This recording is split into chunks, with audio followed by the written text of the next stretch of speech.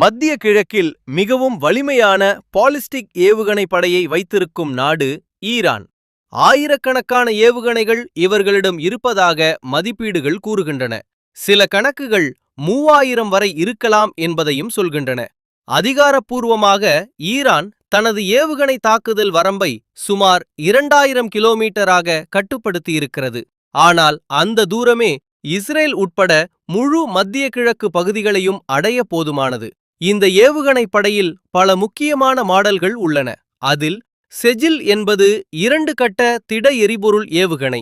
இது சுமார் 2000 கிலோமீட்டர் தூரம் வரை பாய முடியும். 700 முதல் 750 கிலோ வரை வார்ஹெட்டை சுமக்கும் திறன் கொண்ட இது மிக வேகமாக ஏவப்படுவதால் கண்டறிவது கடினமாகிறது. அடுத்து கெய்பர் ஷெக்கான். இது திட எரிபொருள் ஏவுகணை.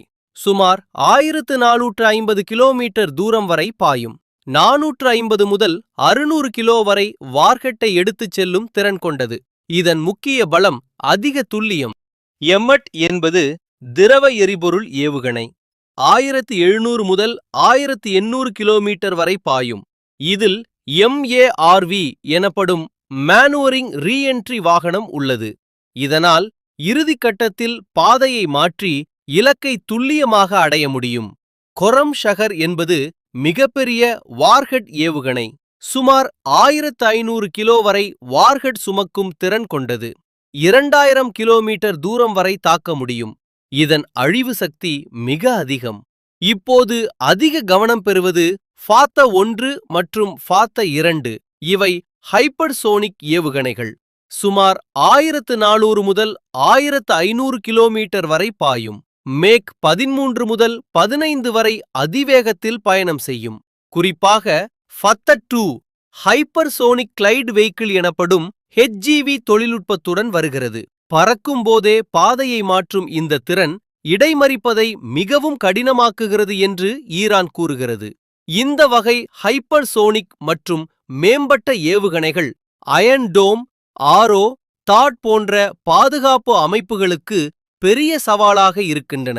ஏனெனில் இவை மிகவும் வேகமாகவும் எதிர்பார்க்க முடியாத பாதையில் பயணிக்கும். ஈரானின் முக்கிய மேம்பாடுகளில் ஒன்று திட எரிபொருள் தொழில்நுட்பம். இதனால் ஏவுகணைகள் நிமிடங்களில் தயார் செய்து உடனடியாக ஏவ முடிகிறது. MARV போன்ற தொழில்நுட்பங்கள் இறுதி கட்டத்தில் பாதையை மாற்றி பாதுகாப்பை தவிர்க்க உதவுகின்றன. சில ஏவுகணைகள் 100 மீட்டருக்கு குறைவான துல்லியத்தையும் அடைகின்றன. மேலும் சில ஏவுகணைகள் கிளஸ்டர் முனிஷன் பயன்படுத்தி பரந்த பகுதியை தாக்கும் திறன் கொண்டவை. இந்த அனைத்து தொழில்நுட்பங்களும் ஈரானுக்குள் உள்நாட்டிலேயே உருவாக்கப்பட்டவை என்பது முக்கியமான விஷயம். இதுவே அவர்களுக்கு ஒரு வலுவான தடுப்பு சக்தியை அளிக்கிறது. சமீபத்திய இஸ்ரேல் ஈரான் மோதல்களில் ஃபாத்த, செஜில், கைபர் ஷேக்கன், எமத் போன்ற ஏவுகணைகள் பயன்படுத்தப்பட்டதாக தகவல்கள் வெளியாகின. சில ஏவுகணைகள் பல அடுக்கு பாதுகாப்பு அமைப்புகளை துளைத்து தெற்கு இஸ்ரேல் மற்றும் தெல் அவீவ் பகுதிகளில் சேதத்தை ஏற்படுத்தியதாக கூறப்படுகிறது. மொத்தத்தில் பார்க்கும்போது ஈரானின் ஏவுகணை தொழில்நுட்பம் தொடர்ந்து வளர்ந்து கொண்டே இருக்கிறது.